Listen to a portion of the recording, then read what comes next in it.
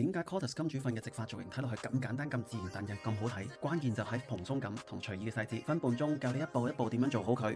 第一步，打底同吹乾要蓬鬆唔要貼，先用啫喱水大概半濕嘅狀態就夠，直接用風筒吹乾。記住全程用手，唔好用梳，上邊個位置蓬鬆就用手捉起個髮根，吹多2下，咁就可以做出蓬鬆感自然又唔會硬崩崩。第二步，直髮夾偷偷製造蓬鬆感，將直髮夾90度垂直向上拉，慢慢夾上去，咁就唔會令到頭髮變攣，只係髮根位撐出一個空間感同弧度啊！從最前面嘅劉海開始做，一路做到頭頂嘅中間位置，到頭頂區呢，我哋就可以輕輕將頭髮向後拉，個蓬鬆感會更加明顯。如果你同我一樣兩邊頭髮都比較薄，就要做多一步，同樣嘅方法90度向上夾，每邊夾2至3層就足夠，睇下左右對比係咪差好遠先。見到分別啦，我哋一氣呵成做埋另外一邊。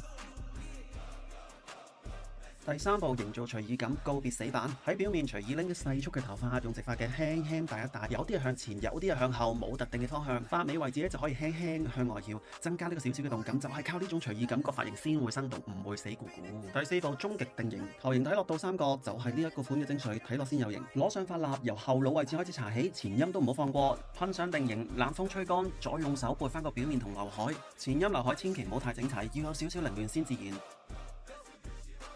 出門前再喺表面噴薄薄一層嘅定型噴霧，搞掂。親身試過呢個髮型真係好減力，望落即刻後生咗，步驟睇落多，但係做慣其實好快。快啲 share 俾你身邊嗰位仲係冬菇頭嘅朋友仔。